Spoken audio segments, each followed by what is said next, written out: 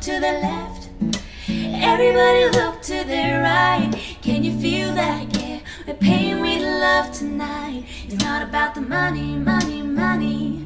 We don't need your money, money, money. Just wanna make the world dance. Forget about the price tag. Ain't about the cha-ching, cha-ching. Ain't about the ba-bling, ba-bling. Wanna make the world dance. Forget about the price tag. Essa semana eu estava conversando, na verdade eu não estava conversando, eu estava na academia treinando. E num momento lá, uma pessoa que estava por ali, eu não sei se ela falou propositalmente, imagino que ela deve ter pensado alto apenas, mas uma pessoa pensou assim, disse assim: na próxima encarnação eu quero nascer rica. E aí não teve jeito, eu tive que falar com ela do evangelho depois. Mas eu achei muito interessante a colocação dela. Na próxima encarnação eu quero nascer rica. Por que eu achei interessante? Porque nessa série que nós vamos estar trabalhando ao longo desse mês, nós vamos mexer e vamos falar com um dos maiores ídolos do coração humano. Não é um dos maiores ídolos do nosso coração, nessa geração, no século 21. É um dos maiores ídolos que existe no coração da humanidade. Esse negócio chamado dinheiro. É extremamente importante nós entendermos que esse negócio não é um negócio novo. Ok? Eu acho que nós vivemos dentro dessa cultura contemporânea nossa, onde tem muita essa discussão sobre capitalismo, né, e neoliberalismo e socialismo, e as pessoas se levantam falando, né, sobre o capital e aquele troço, e essa discussão toda. Isso tudo fica parecendo que esse negócio de dinheiro é uma coisa nossa, não é? Mas não é. Quando a gente olha ao longo da história, a gente percebe que sempre o dinheiro foi uma força muito grande presente no coração da humanidade. E na verdade, quando a gente olha para as escrituras, a gente percebe essa perspectiva. Onde é que está aquele trocinho que eu... está aqui. A gente percebe essa perspectiva presente na fala do próprio Jesus. Veja, Jesus coloca em Mateus capítulo 6, verso 24.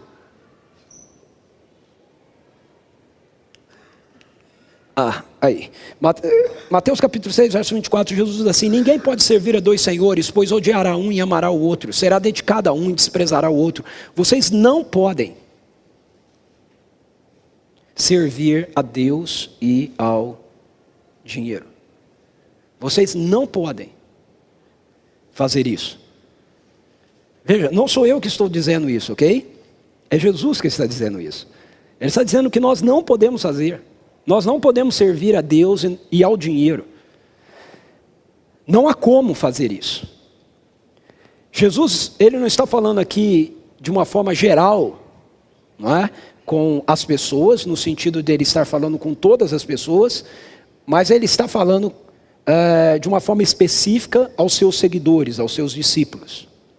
Mas por outro lado, ele também está falando a todas as pessoas, porque qualquer pessoa que queira se relacionar com ele vai ter que entender que isso que ele está falando é para ela. Então isso que Jesus está falando aqui é para mim e para você. Ninguém pode servir a dois senhores, ninguém.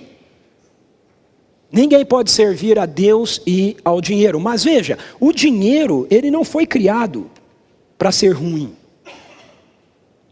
Ok? É importante a gente entender isso. O dinheiro não foi criado para ser ruim. Na verdade, o dinheiro, assim como tudo mais que existe dentro da nossa criação, dentro da criação humana, sempre precisa ser visto como uma bênção de Deus para a vida da humanidade. Tudo que existe deveria existir nessa dimensão de ser uma bênção de Deus para a criação, para a vida da humanidade. Por que eu digo que o dinheiro também deveria ser visto assim? Porque as escrituras nos dizem que Deus colocou todas as forças, todos os poderes debaixo dos pés de Jesus. E todas essas forças, todos esses poderes agora são governados por Jesus. Quando Deus cria o universo, essas realidades, essas forças estavam debaixo do controle da humanidade. Mas quando nós nos rebelamos contra Deus, então essas forças, elas se rebelaram contra nós. E elas começaram a competir com a gente. E ao invés de nós dominarmos essas forças, elas passaram a nos dominar. Isso inclui a perspectiva do dinheiro, isso inclui a perspectiva do sexo, isso inclui todas as demais perspectivas da vida da gente. Mas em Cristo Jesus, com sua vida, sua morte, sua ressurreição, essas forças foram trazidas de volta para debaixo do governo dele, para debaixo dos pés dele. E se nós estamos vivendo num relacionamento com ele, então essas realidades, elas estão debaixo novamente do governo da vida da gente também. E dentro do plano original de Deus, todas essas coisas elas foram criadas, na verdade, para serem bênçãos. Então, o que nós vamos ver nessa nossa série é justamente isso. Como é que o dinheiro ele pode ser uma bênção nas nossas vidas e na vida daqueles que nos cercam? Essa é a grande questão. Quando nós olhamos para essa realidade do dinheiro, nós aprendemos dentro da nossa sociedade, ok? A lidar com essa questão a partir da mentalidade do presente século. A mentalidade que rege a nossa vida nessa dimensão é uma mentalidade marcada pela dimensão da ganância e marcada pela dimensão da mesquinhez. Veja, nós não percebemos isso, mas a nossa sociedade lida com essa realidade assim, ok? E desde pequeno nós somos ensinados, mesmo que a gente não perceba e mesmo que a gente não queira, a gente muitas vezes ensina os nossos filhos dentro dessa dimensão. Ou da ganância, ou da mesquinhez. A lidar com a vida assim. Não, eu não. Veja, se você for obediente ao papai e à mamãe, e se você fizer as coisas todas certas, você no final do ano vai ganhar um presente. Você está estimulando ganância no coração do seu filho. A gente não pensa isso assim, mas é isso que nós estamos fazendo. Veja, a perspectiva não é que nós não estamos ensinando para ele que ele precisa ser obediente, que ele precisa obedecer o papai e a mamãe, porque isso tem a ver com o caráter dele. Porque isso tem a ver com o fato de que Deus criou essa realidade da autoridade, e é isso que nós temos que fazer. As escrituras dizem, honra teu pai e a tua mãe. Elas não dizem, honra teu pai e a tua mãe, para que você possa ganhar um presente. Elas dizem, honra o teu pai e tua mãe. E se você fizer isso, você vai ter uma vida abençoada, uma vida bem-sucedida. Porque é uma consequência, não é o alvo. Mas muitas vezes nós mudamos essas realidades, sem a gente perceber. Nós não fazemos isso por mal. É porque nós estamos inseridos dentro de uma cultura que faz a gente pensar assim. Dessa forma, dessa maneira. Eu sempre preciso de alguma forma ter algum tipo de lucro em relação àquilo que eu vou fazer. Em relação às coisas com as quais eu vou lidar. Então, quando o dinheiro ele se apresenta para nós como um Deus da mesquinhez, algumas consequências são geradas na vida da gente. Okay? O dinheiro ele sempre vai ser, dentro da nossa sociedade, visto assim. Ou de uma forma marcada pela ganância, ou de uma forma marcada pela mesquinhez. Okay? Grave essas duas palavras. Ganância, mesquinhez. São as duas maneiras que a nossa sociedade lida com a realidade do dinheiro. Deixe-me mostrar algumas coisas para a gente aqui. Se o dinheiro se apresentar para a gente como um Deus, lembre-se, Jesus chama o dinheiro de Deus, ok? Por isso que eu estou chamando o dinheiro de Deus. Ninguém pode servir a dois senhores. Não podem servir a Deus e ao dinheiro. Quando ele faz isso, ele está comparando o dinheiro a Deus, ok? Alguém vai governar a nossa vida. Jesus está dizendo, ou Deus governa, ou o dinheiro governa. E quando ele faz isso, ele equipara a realidade do dinheiro a uma divindade, a um ídolo que pode dominar o nosso coração. Então, se o dinheiro se apresenta para a gente como um Deus da mesquinhez, Como é que a gente pode... Quais são os efeitos disso na nossa vida? Veja, quando isso acontece, nós olhamos para as posses que Deus coloca em nossas mãos como tesouros que nós temos que deixar guardado. Ok? Isso é um efeito do dinheiro exercendo sua divindade como um Deus mesquinho na vida da gente. Quando o dinheiro exerce essa influência na vida da gente, marcado pela mesquinhez, nós olhamos para as posses que Deus nos coloca nas mãos como tesouros que a gente tem que deixar guardado, porque este tesouro é que vai garantir o nosso futuro. Então nós temos coisas e a gente fica com medo de usar as coisas que nós temos. A gente tem uma casa, mas a casa é fechada só para nós. Eu não posso trazer pessoas na minha casa sempre, porque elas estragam as coisas. Eu tenho um carro, mas o carro precisa ser sempre usado por mim. Eu não posso colocar o meu carro a serviço dos outros, porque as pessoas vão estragar o meu carro, vão depredar o meu carro. Eu não posso carregar coisas no meu carro. Essa é a ideia. Eu tenho coisas, eu recebo coisas, e eu acho que eu preciso preservar essas coisas que eu tenho. Outra característica é que nós usamos de 2 pesos, de 2 medidas para definir o que é caro e o que é barato na vida da gente. Esse é um efeito do dinheiro como o Deus mesquinho. Isso funciona mais ou menos assim. As coisas que eu gosto são baratas, as coisas que a Suzy gosta são caras, caríssimas. Ok? Funciona mais ou menos desse jeito. E a gente faz isso, não é? As coisas que a gente gosta, a gente acha que não é muito caro. Mas as coisas que o cônjuge gosta, não. Mas aí, puxa vida, vai comprar isso? Não é? Esse preço? Não é? Nesse valor? Acabamos de comprar algo de R$350 e a gente achou barato. Mas aí vem o cônjuge e fala assim, eu queria comprar isso. Quanto custa? 120? Mas vai gastar R$120 com isso? Nós olhamos as coisas para nós e nós achamos barato. Nós olhamos as coisas para os nossos filhos e nós achamos caro.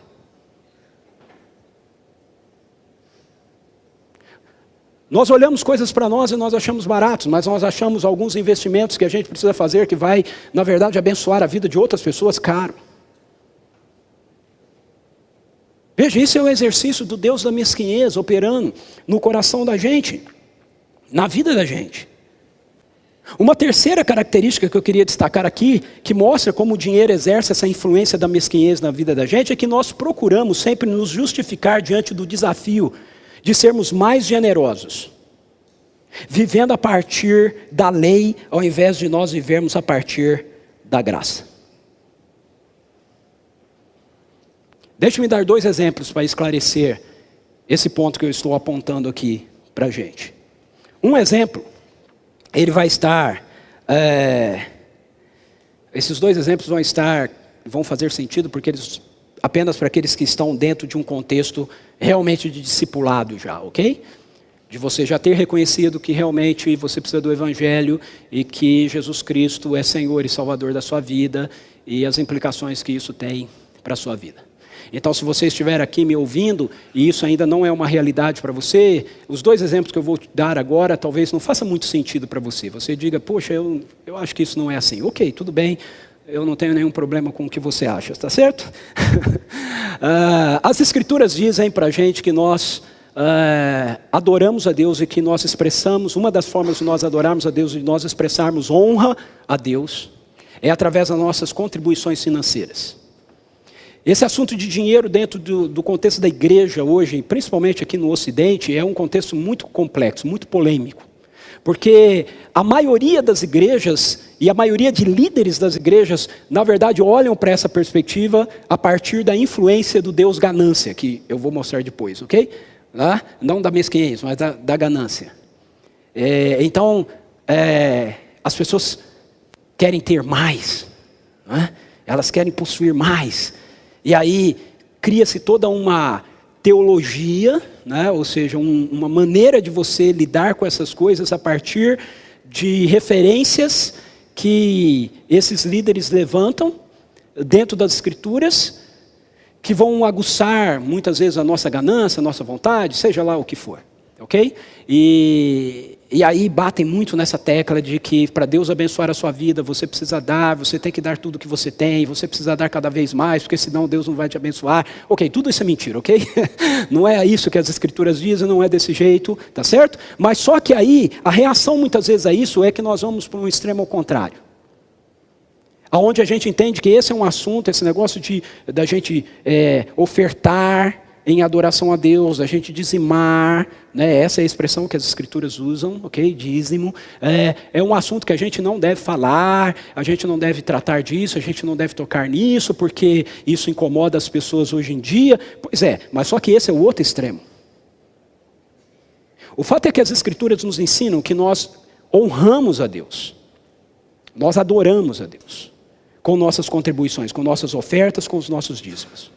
Como é que isso muitas vezes é controlado pela nossa mesquinhez, pelo o Deus dinheiro, né, exercendo a nossa mesquinhez? A ideia de que nós exercemos isso então marcado pela dimensão da lei e não marcado pela dimensão da graça. Então isso funciona mais ou menos assim, ok? Eu preciso fazer minha contribuição, eu tenho que dar do valor que eu ganhei, eu tenho que dar meu dízimo, ou minha contribuição financeira, chame do nome que você quiser chamar, ok? Eu preciso fazer isso. Então começa assim, ok? Isso é lei. Eu preciso fazer isso. Não é eu desejo fazer isso. Eu quero fazer isso. Porque as Escrituras dizem que eu devo fazer isso. Elas me dizem que isso faz parte da minha vida com Deus, da minha adoração a Deus, da maneira de eu dar honra a Deus. Não, a minha questão é, eu tenho que fazer isso. E aí geralmente a gente pensa que a gente tem que fazer isso por dos dois motivos. Ou por medo, porque se eu não fizer isso, as coisas não vão ir bem na minha vida. E aí pessoas falam, se você não fizer, se você não der, se você vai cair um raio, você vai sair, o motor do carro vai fundir, né, a geladeira vai quebrar, né, e tal, né? Isso é maldição, Deus enviando maldição. Aí a pessoa dá por medo, puxa, se eu não fizer, já pensou o prejuízo que eu vou ter? Então eu vou dar. Ou então, pela própria questão da ganância, que nós vamos ver aqui depois, puxa, se eu der, Deus vai me dar cada vez mais. Então eu vou dar, porque assim Deus me dá cada vez mais. Okay? Mas veja, o que me motiva nessa perspectiva, na verdade é a lei. Não é a graça.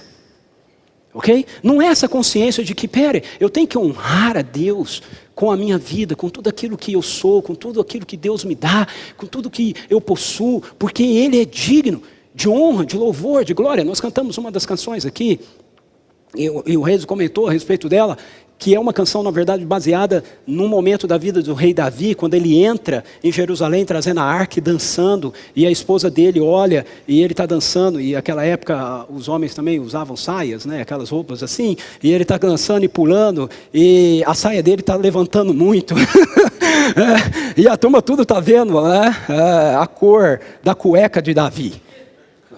E aí o pessoal começa a olhar, a mulher dele começa a olhar de novo e fala, meu Deus, ele é o rei, que vergonha, né? Não fala que é meu marido, né? E aí quando o Davi chega em casa, ela vai dar uma dura nele, e Davi responde com essa parte da canção que a gente canta, né? Eu me humilharei muito mais diante de Deus, diante de mim mesmo, por causa do meu Deus. Pouco me importa o que as pessoas estão pensando de mim. Davi tinha essa dimensão de que Deus era digno de receber tudo dele. Toda a honra, toda a glória. Até mesmo o vexame, não importava. Até mesmo o seu vexame diante das pessoas. Porque Deus é digno. Então veja, quando nós ofertamos, marcados pela lei, a gente não oferta porque Deus é digno. A gente não contribui porque Deus é digno. Porque nós devemos honrá-lo com tudo que nós temos. Não, nós fazemos isso porque essa é a nossa obrigação. Se eu não fizer, as coisas podem não dar certo na minha vida, ou se eu fizer, eu vou receber mais dele. E aí isso faz com que a gente, veja como a mesquinhez funciona no nosso coração, isso faz com que a gente trabalhe mais ou menos assim, ok, eu já dei a minha contribuição, eu já dei o meu dízimo, eu já dei minha oferta, então se houver qualquer outro tipo de necessidade, isso não é comigo. Porque eu já fiz. Eu já dei. Então isso não tem nada a ver comigo. Já fiz minha obrigação. Veja, isso é lei. Não é graça.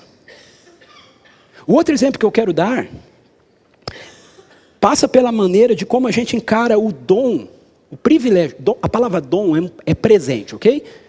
O dom, o presente que Deus nos deu, certo?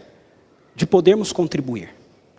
A Bíblia diz que a contribuição é um dom, um presente de Deus para nós. Eu sempre ouvi, ao longo da minha vida, pessoas tentando fazer explicações sobre o que são os dons espirituais, tá certo? Então, o que é o dom de sabedoria, o que é o dom do conhecimento, o que é o dom de cura, né? Os ocidentais têm esse problema, nós ocidentais, a gente quer sempre definir alguma coisa. E eu sempre li nos livros sobre dons, que o dom de contribuição, a pessoa que tem o dom de contribuição é uma pessoa que ganha muito dinheiro. Deus a abençoou para ganhar muito dinheiro. E por isso ela tem o dom da contribuição. Veja, eu não concordo com isso. Eu não concordo com isso. Eu não vejo base bíblica nenhuma para isso. Para mim, essa é uma interpretação marcada pela mesquinhez. Porque eu estou dizendo o seguinte, não, eu não ganho tanto quanto o fulano. Então eu não tenho que contribuir. Veja, ele ganha muito. Ele tem o dom da contribuição, eu não. Eu ganho tão pouco. Por que eu tenho que contribuir? Se o fulano ganha tanto. Veja, isso é uma interpretação mesquinha. Não é o que as escrituras mostram para a gente. Sabe qual é a igreja que o apóstolo Paulo aponta como a igreja que mais contribui no ministério dele e com a plantação de igrejas que ele fazia? Qual é a igreja mais generosa? Exatamente, a igreja mais generosa no ministério do apóstolo Paulo era a igreja dos Filipenses, que era a igreja mais pobre plantada por Paulo. Ele diz em 2 Coríntios que os irmãos da Macedônia, na sua pobreza, viram como um grande privilégio poder ofertar para socorrer os irmãos da Judéia. Por isso ele estava escrevendo para a igreja de Corinto, que era uma igreja rica, dizendo assim, olha, eu espero que vocês sigam o exemplo da Macedônia. Então, irmãos, dom de contribuição não tem nada a ver com quanto dinheiro você tem. Ok? Até porque, se isso for medido assim, a gente sempre vai achar que a gente tem pouco dinheiro. Sim ou não? Eu nunca vi ninguém olhar assim para alguém que ganha menos do que ele e falar assim, puxa, eu sou rico. A gente sempre se acha pobre, porque a gente sempre olha para quem ganha mais do que a gente. Hã? A gente olha para quem ganha mais que a gente diz, poxa, eu não sou rico. Eu não vou pedir para você levantar a mão, ok? Mas se você tem um carro, aqueles que estão aqui, que tem um carro, que tem uma televisão em casa, que tem um laptop e que tem um celular, de acordo com a ONU, as estatísticas da ONU, fazem parte das pessoas mais ricas do mundo. Ok? Estatísticas da ONU. Por quê? Porque a ONU constrói essa estatística dela não olhando para cima, mas olhando para baixo. Olhando para a quantidade de pessoas no mundo que não tem o que comer, que não tem o que vestir, que não tem onde dormir, que não tem o básico e o necessário para a vida. Mas quando nós olhamos para nós olhamos para aqueles que têm mais do que a gente. Veja, isso é o exercício do poder do Deus da mesquinhez na vida da gente. Eu não tenho o dom da contribuição. Eu não tenho tanto dinheiro assim. Eu não ganho tanto assim. Quem tem o dom da contribuição são pessoas que ganham muito dinheiro. Não, quem tem o dom da contribuição são pessoas que entenderam aquilo que a graça de Deus fez na vida deles. Essas são as pessoas que têm o dom da contribuição. Mas o Deus dinheiro não se manifesta para a gente apenas na mesquinhez. Ele se manifesta para a gente também na ganância. E na ganância, como é que o dinheiro se manifesta? O exercício do poder do dinheiro se manifesta na vida da gente. Primeiro, nós nunca achamos que aquilo que nós temos é suficiente. Porque nós acreditamos que nós valemos por aquilo que temos e não por aquilo que somos. Então veja, no caso da mesquinhez, a gente acha que o que Deus nos deu, a gente precisa guardar. Ok? Não podemos liberar. Não podemos abençoar a vida das pessoas. Não pode deixar ir além da gente, porque vai que falta, né? Vai que depois a gente não tem. Esse é o exercício da mesquinhez. Mas o exercício da ganância, ele é diferente. Ele é, por mais que eu tenha, eu sempre acho que eu tenho que ter mais. Porque o que eu tenho nunca é suficiente. Agora, por que nunca é suficiente? Não é porque não dá. É porque, na verdade, dentro da nossa cultura, nós somos medidos pelas coisas que nós temos. E não por quem nós somos. Isso nos incomoda. Isso me incomoda. E eu sei que isso te incomoda. Porque isso incomoda a nossa cultura. E sabe por que incomoda a nossa cultura? Porque o Deus dinheiro exerce esse poder na nossa cultura. Para nos prender. E para nos convencer de que não, nós precisamos fazer esse negócio continuar girando.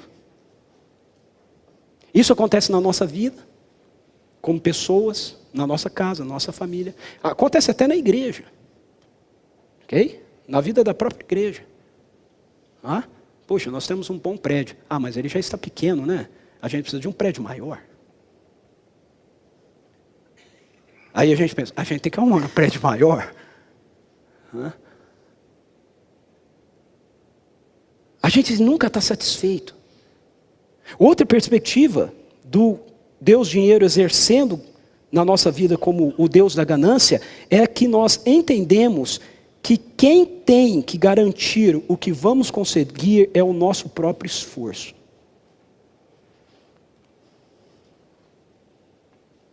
Aqui entra a lógica do merecimento. Essa é a lógica do nosso mundo.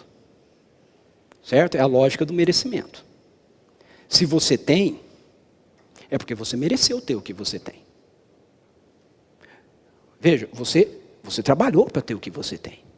Então você merece ter o que você tem. Se o outro não tem o que você tem, é porque ele não mereceu ter. Essa é a lógica do nosso mundo. Ele não trabalhou o tanto que deveria trabalhar. Ele não estudou o tanto que devia ter estudado. Ele não fez por merecer. E por que agora eu que fiz por merecer, preciso pegar o que eu tenho e abençoar a vida dele? Não, isso está errado. Está errado, na lógica do mundo está errado mesmo. Porque esse é o exercício do Deus da ganância. A lógica do merecimento é essa, que é moldada pelos valores de Satanás, que rege a mente do presente século.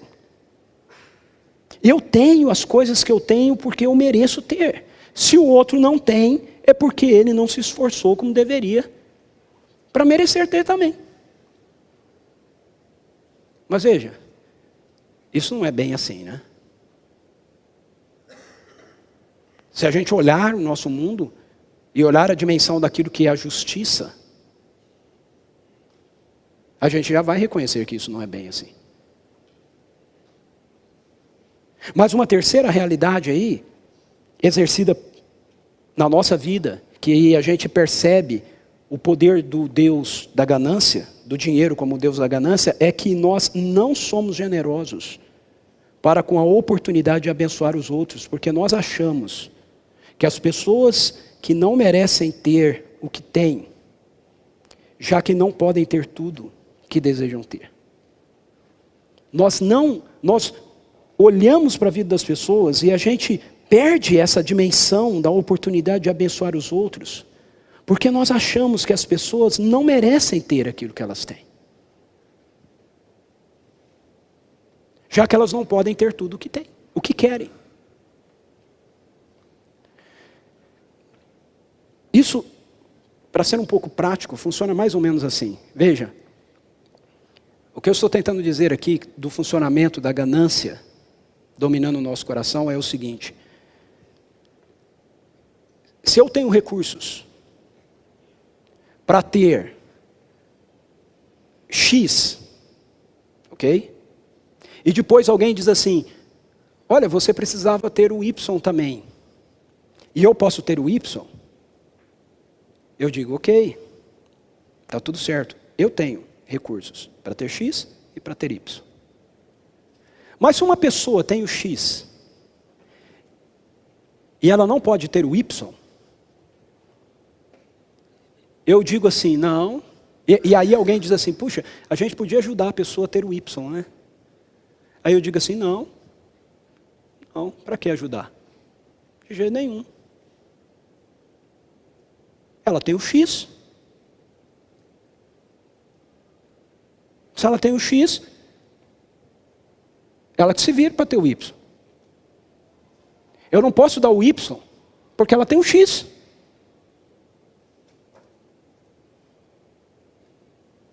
Veja, a gente sempre fala aqui sobre esse negócio da gente investir na vida de meninos do mosaico.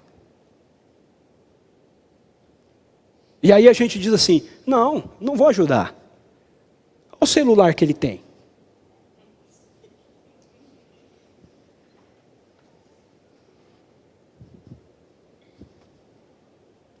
Isso chama-se ganância.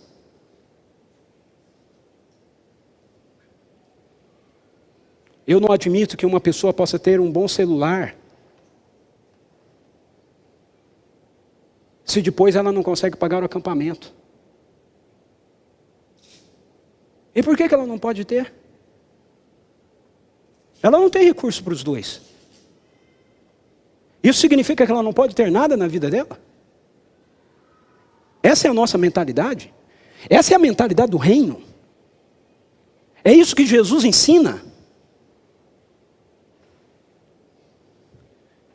Eu acho que não é. E eu desafio qualquer um a abrir a Bíblia e mostrar para mim que é.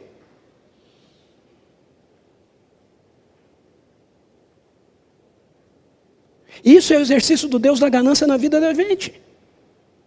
Agora veja, Jesus diz que frente a esses deuses aí, frente ao Deus chamado dinheiro, que exerce influência na nossa vida, com mesquinhez ou com ganância, Jesus se coloca como o contraponto. Você não pode servir a dois senhores. Ou você serve o Deus dinheiro, que vai influenciar a sua vida com mesquinhez e com ganância, ou você serve a mim, o Senhor dos senhores, o Rei dos reis. Não dá para servir os dois ao mesmo tempo. Alguém já disse que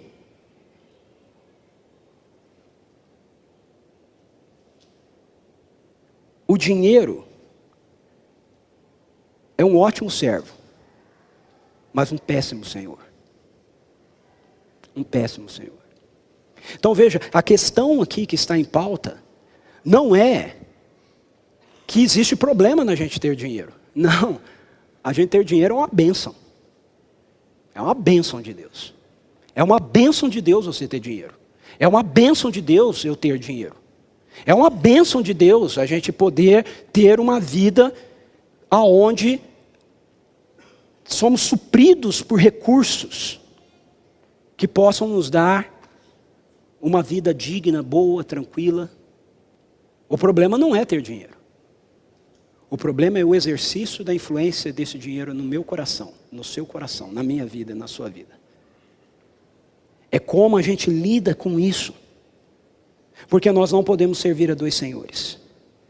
Quando nós rendemos então a nossa vida a Jesus como o Senhor da nossa vida, o dinheiro ele passa a ser uma bênção para a gente. Por quê? Porque em primeiro lugar, nós passamos a viver pela prioridade certa.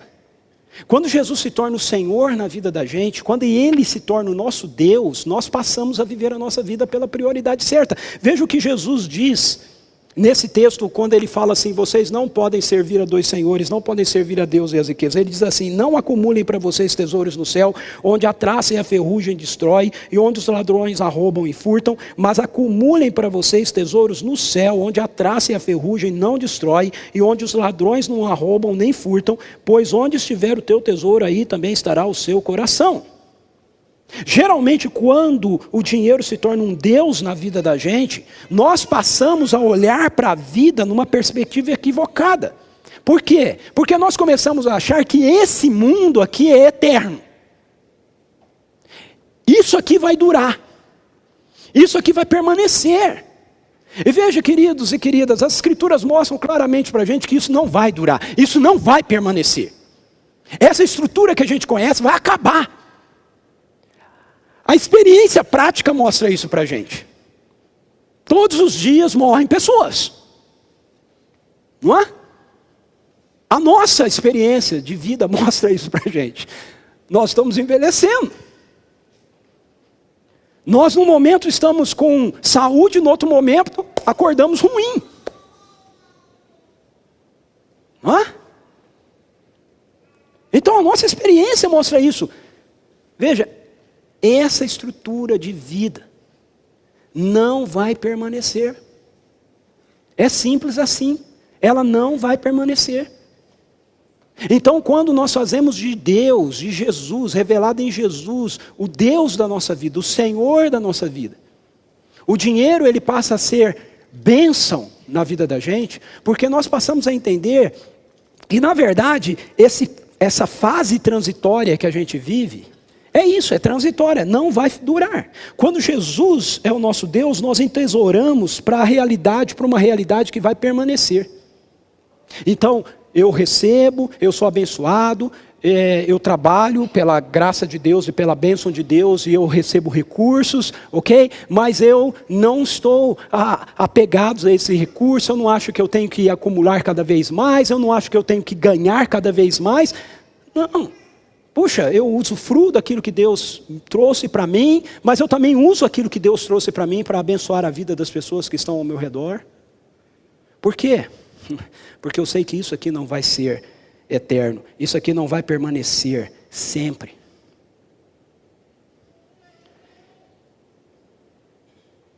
Veja, Jesus, em Lucas capítulo 12, versos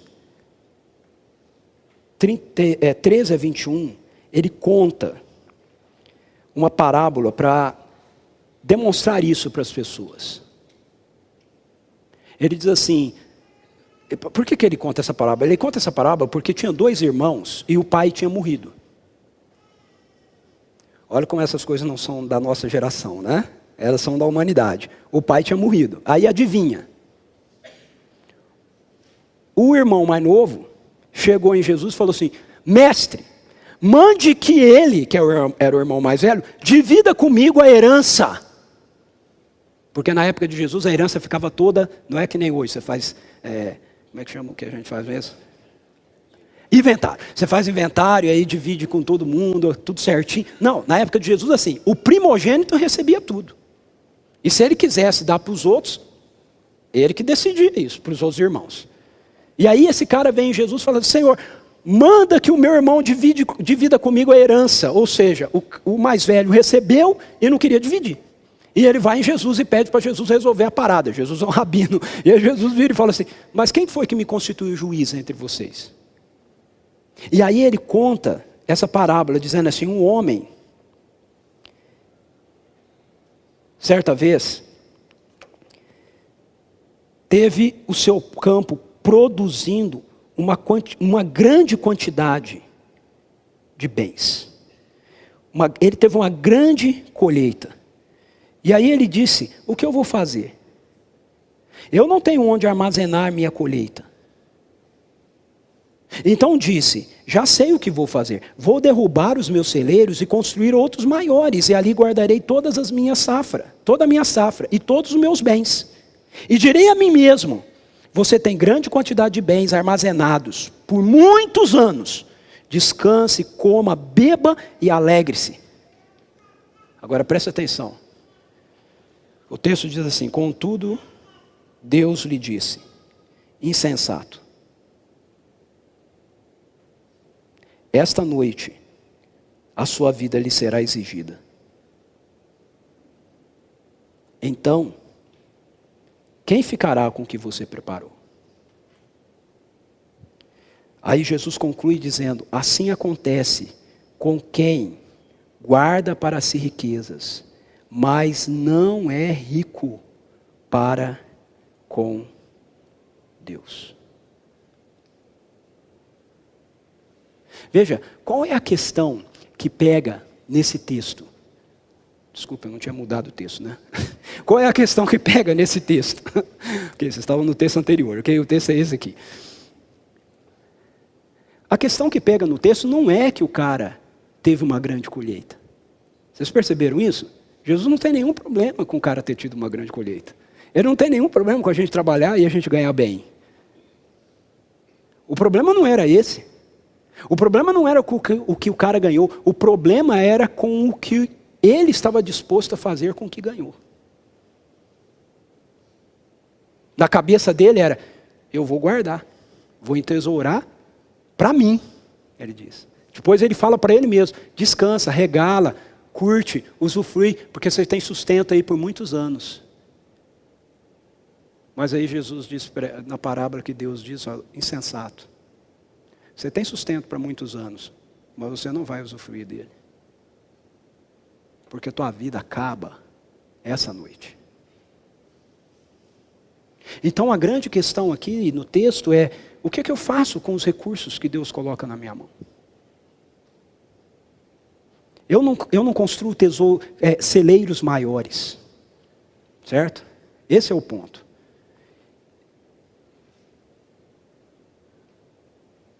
Eu abençoo a vida das pessoas. É isso que eu faço. Eu vejo aquilo que Deus me deu e que eu posso usufruir e que é suficiente. E eu digo, o que passa disso, eu abençoo a vida das pessoas. Eu não fico com tudo para mim. Eu não tenho esse sentimento, né? Mais. Quando nós passamos a viver pela prioridade certa, nós somos libertados da ganância. E quando Jesus se torna o Deus da nossa vida, o Senhor da nossa vida, o dinheiro se torna uma bênção para nós, porque nós passamos a viver pela prioridade certa. Jesus, em seguida, a dizer que a gente não deve servir a dois senhores, ele passa a discursar algo que é muito interessante. Está lá em Mateus capítulo 6. Ele diz assim, porque ele conhece a gente, ele conhece o nosso coração. E ele diz assim, não precisa ficar ansioso com o que você vai comer, com o que você vai beber. Porque a primeira coisa que Satanás traz ao coração da gente, quando a gente fala a respeito disso, de nós podermos abençoar pessoas, é isso. Mas e se me faltar? E se depois eu passar por algum tipo de necessidade? E aí Jesus já entra com esse discurso para os discípulos dele. Ele diz, olha os pássaros. Seu pai que está nos céus cuida dele.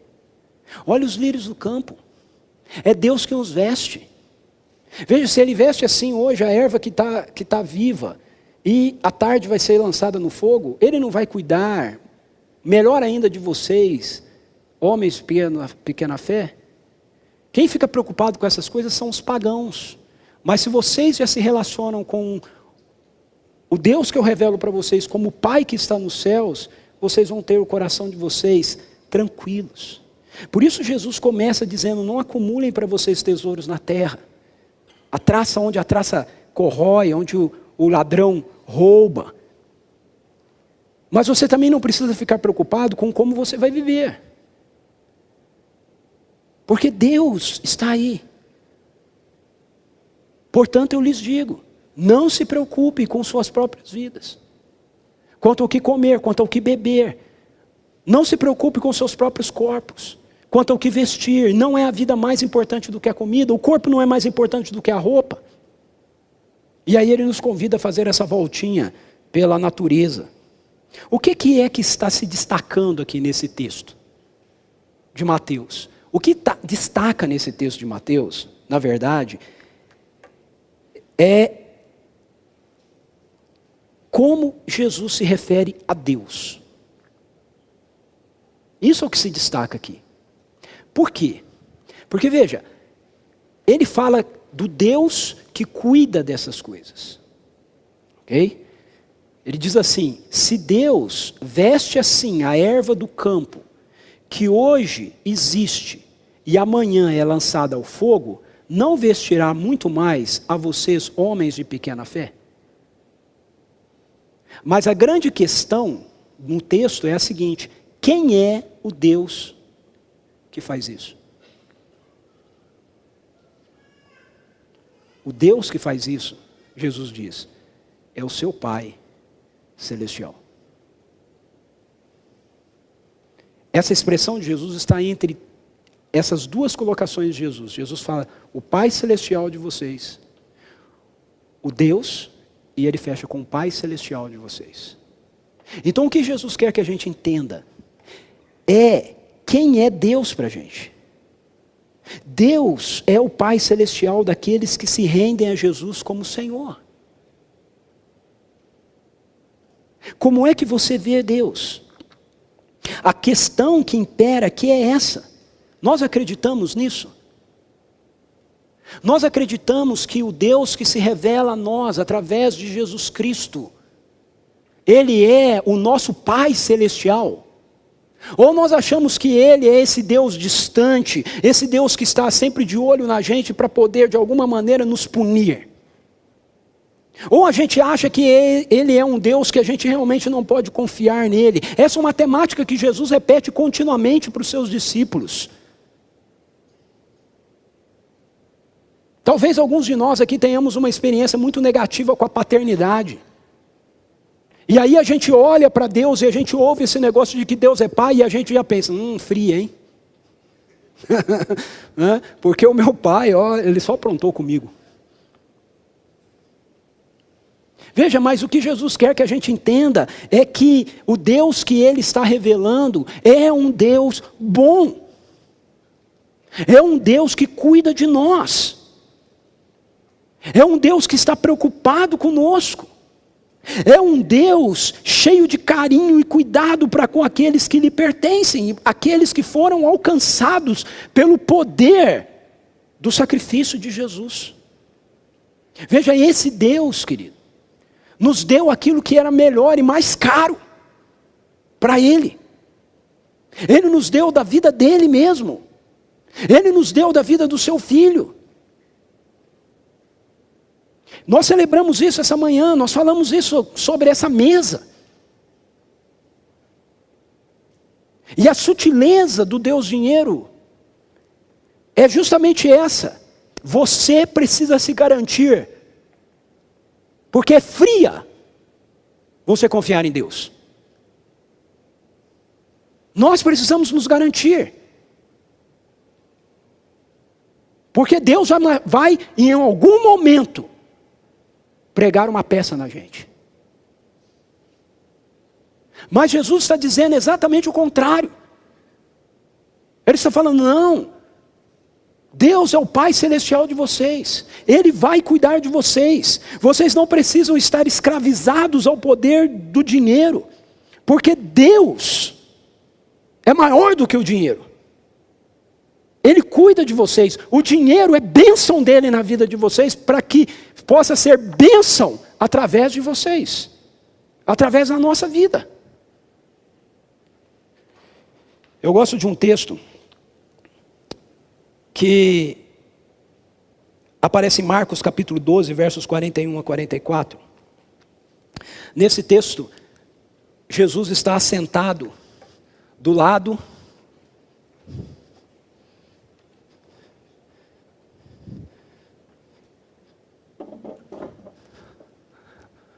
do gasofilácio. Esse negocinho aqui chama gasofilácio. Tá? Prazer. Para quem não conhecia. Ele está sentado ali, bem ao ladinho. E o texto diz que as pessoas entravam no templo e os ricos, essa é a expressão que aparece em Marcos, os ricos depositavam grande soma de dinheiro. E aí veio uma viúva pobre, com 2 moedinhas. e depositou lá.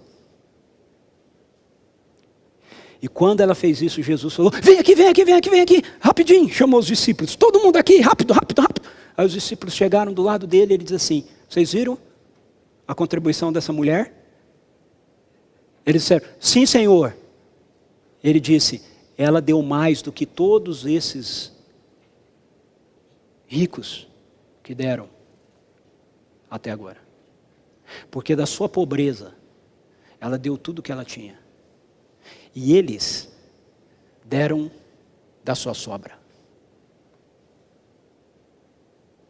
Uau! Cara, eu tenho a impressão que se Jesus andasse com a gente aqui agora, hoje, tantos de nós não íamos gostar dele. Nós íamos achar Jesus tão ofensivo. Nós íamos achar Jesus tão descortês.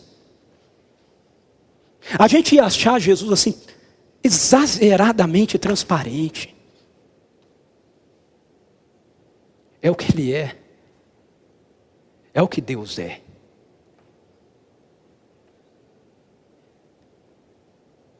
O que Jesus está ensinando aqui é que quando Deus olha para as nossas contribuições, Ele não está vendo a quantidade que a gente está dando. Ele está vendo se nós estamos dando com prioridade, gratidão, louvor, adoração, generosidade. Nós podemos dar uma quantidade enorme de dinheiro, se for da nossa sobra. Jesus sempre vai olhar para aquilo e vai dizer assim: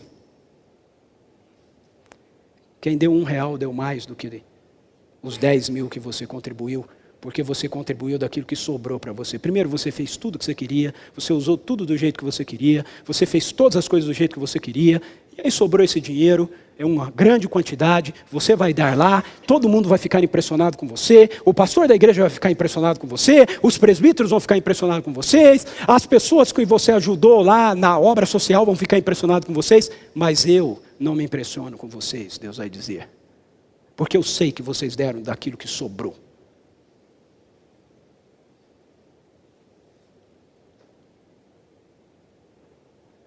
Quando nós temos Jesus como Deus na nossa vida, nós passamos a viver pela prioridade certa. Quando Jesus se torna realmente o nosso Deus, então o dinheiro ele passa a ocupar o papel correto que ele deveria ter na nossa vida. E aí, somente aí, ele se torna uma bênção para nós e através de nós para a vida de outros.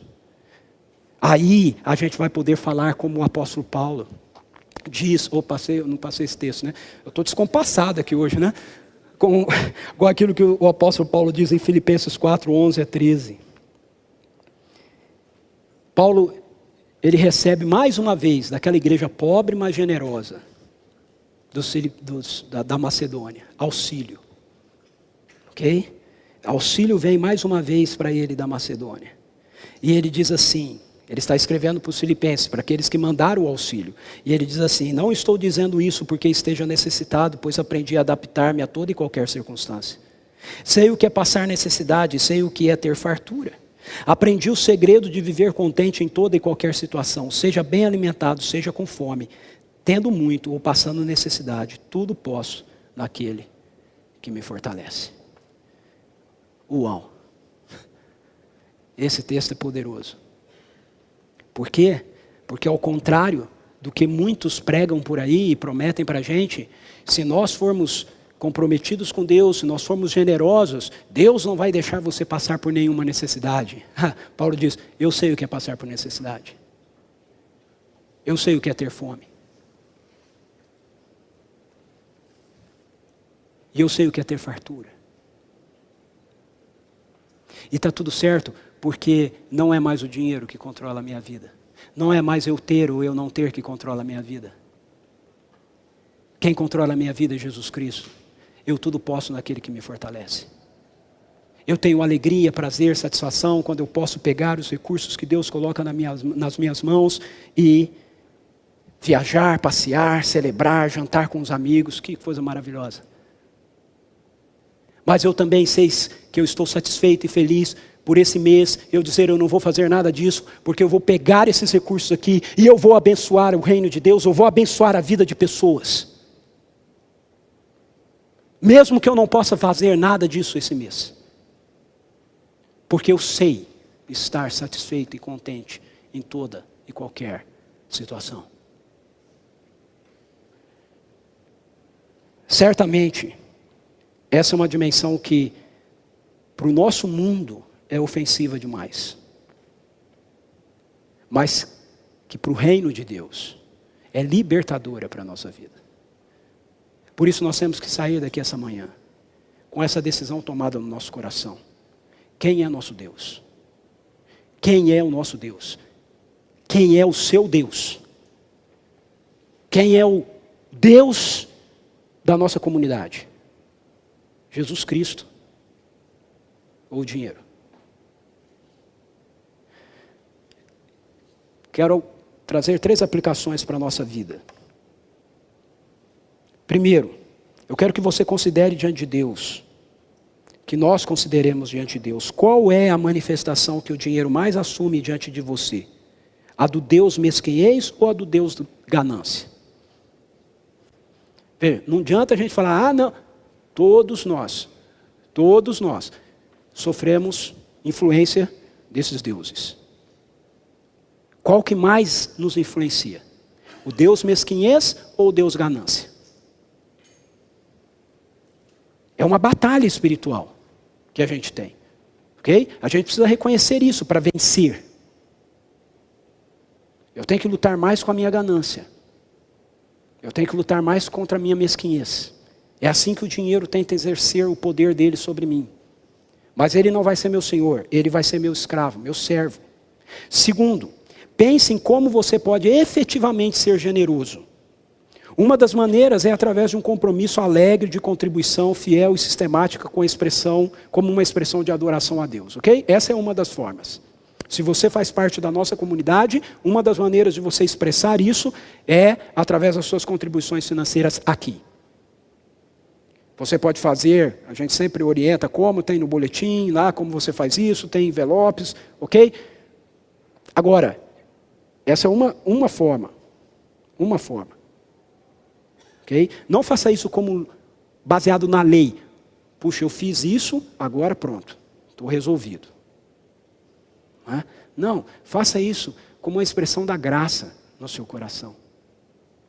Ok? Você pode contribuir aqui, mas você pode contribuir na vida de outras pessoas também, além daqui. Eu vejo algumas pessoas às vezes dizendo assim, eu não dou o meu dízimo aqui, porque eu já dei para fulano. Veja, isso é ganância. Ok? Isso é mesquinhez. Eu já dei lá, então eu não preciso dar aqui. Eu já dei aqui, então eu não preciso dar lá. Generosidade é, eu posso abençoar a vida dos outros. Mas eu não tenho para abençoar, então está tudo certo. Se você não tem, está tudo certo. Porque a Bíblia diz que não é para a gente fazer com aquilo que a gente não tem. A questão não é essa. A questão é como está a postura do nosso coração em relação a isso. Então pense em maneiras, como você pode abençoar a vida das pessoas. E veja, deixa eu abrir isso um pouco mais.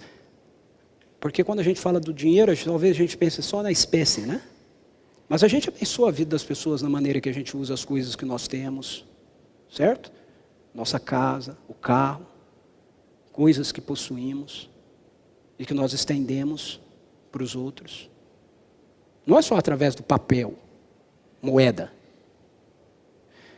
Terceiro, vamos orar pedindo que o Espírito Santo expresse a nós a convicção da bondade de Deus.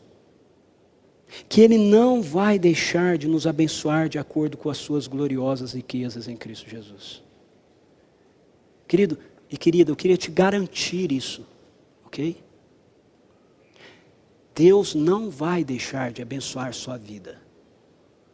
E a medida dele, ok? Não é quanto você dá.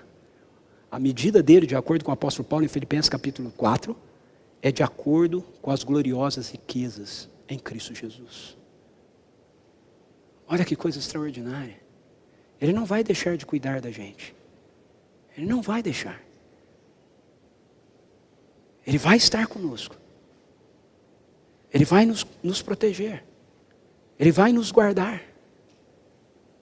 E como diz o apóstolo Paulo, ainda que a gente possa experimentar alguma perspectiva de necessidade, nós vamos experimentar a força do seu poder operante em nós. E nós vamos estar contentes. A nossa sociedade quer nos convencer de que não, nós só estamos contentes se nós tivermos exatamente tudo aquilo que a gente quer ter. E as Escrituras nos dizem, nós vamos estar contentes o dia que a gente aprender que a nossa satisfação está em Cristo Jesus. Vamos orar? Feche os seus olhos, curva a sua cabeça. Peça isso para Deus. Vamos começar por aqui. As outras duas coisas anteriores você não vai conseguir fazer se você não entender primeiro isso, que Deus é bom. Okay? Ele é bom, Ele é bom, Ele é bom. Ele é bom. Ele cuida da gente. Ele cuida da gente. Generosidade.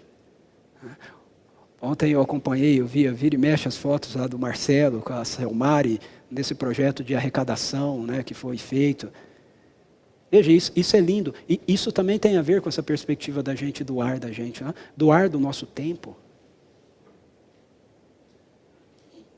Para poder abençoar a vida de outros. O resultado disso que eles fizeram não é para eles. Eles não vão ter mais para eles. O que eles fizeram é para os outros. Não é? Isso é lindo. Isso é o reino de Deus. Vamos orar? Feche seus olhos, peça isso. Diga para Deus, Deus, ajuda-me a crer nisso, ajuda-me a crer que o Senhor é bom. Que o Senhor não vai pegar uma peça em mim. O Senhor é bom. O Senhor é um Deus bom. Sua bondade se manifesta na criação, Senhor. O Senhor é um Deus bom. Jesus nos mostrou isso, Senhor. Ajuda-nos a crer nisso. Nós temos tanta dificuldade muitas vezes, Senhor, com essa questão de dinheiro, de posses. É um assunto que para muitos de nós é chato, é constrangedor, inquietante. Mas porque, na verdade, Senhor, lá no fundo, nós não confiamos na Tua bondade. Ajuda-nos a crer na Tua bondade, Senhor. A crer que se o Senhor fez isso que nós vamos celebrar agora, se o Senhor deu a vida do Seu Filho por nós que éramos rebelados contra o Senhor, nós que não merecíamos de forma alguma sermos reconciliados contigo, se o Senhor fez isso, o Senhor fará todas as demais coisas segundo a sua grande generosidade em Cristo Jesus. Se o Senhor cuida da natureza, o Senhor vai estar cuidando da gente. Ajuda-nos a crer nisso pessoalmente. Ajuda-nos a crer nisso numa dimensão familiar. E ajuda-nos a crer nisso numa dimensão comunitária, como igreja, Senhor. Não queremos ser escravos do Deus dinheiro. Não queremos que Ele reine, seja com mesquinhez ou com ganância na nossa vida. Queremos que o Senhor reine, o Senhor governe em nós. Tu és o nosso Deus. Tu és o nosso Deus. Em nome de Jesus. Amém, Senhor.